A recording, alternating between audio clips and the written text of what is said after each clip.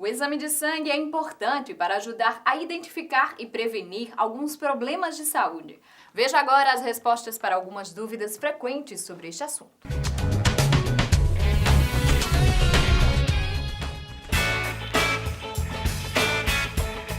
O exame de sangue é uma das solicitações médicas mais comuns e que, apesar de simples, causa medo em muita gente.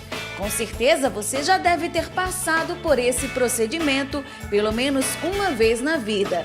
Por isso, procuramos a médica Joacilda Nunes para responder algumas dúvidas. Remédios interferem no exame de sangue?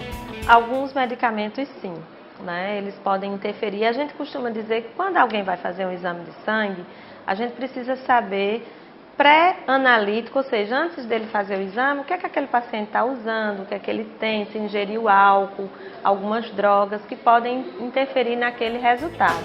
Pode-se fazer exame de sangue com gripe, resfriado ou febre?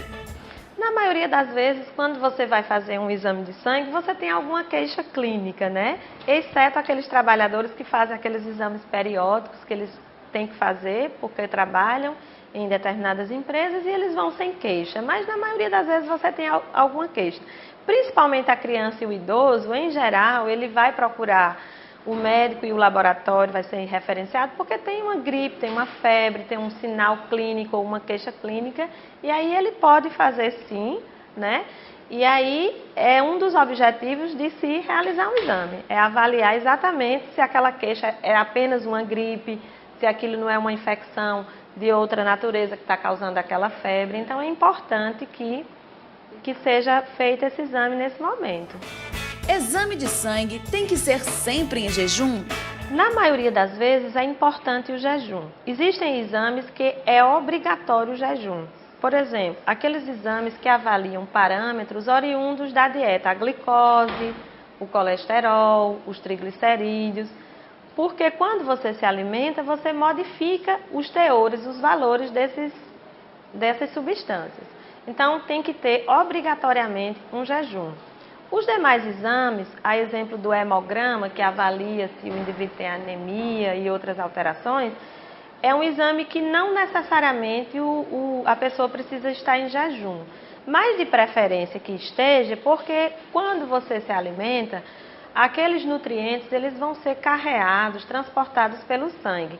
E se tiver gordura, pode dar interferência no analito, no resultado do exame.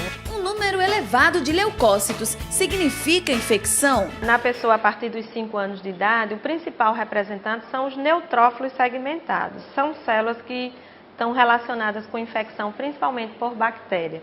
Mas essa célula ela tem uma meia-vida, ela dura poucas horas, em torno de 6 horas, 6 a 8 horas, e qualquer coisa pode estimular a mobilização dessas células para o compartimento do sangue.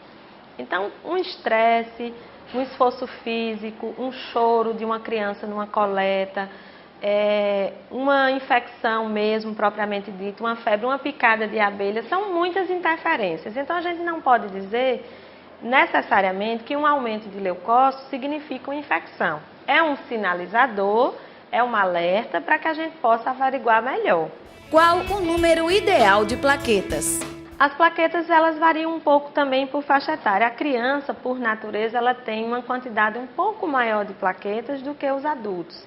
Mas o ideal, segundo a Organização Mundial de Saúde, é que essas plaquetas elas estejam entre 150 mil a 450 mil, em média, por cada milímetro cúbico de sangue. Que tipo de problemas podem ser identificados através do exame de sangue? O aspecto mais importante é que essa pessoa seja avaliada por um médico e o médico ele vai usar uma variável fundamental, imprescindível, que é a história clínica desse paciente. A história clínica é associada a um exame físico. Quando a gente racionaliza, a gente costuma ter mais probabilidade de onerar menos, de acertar mais e de ganhar mais tempo no diagnóstico.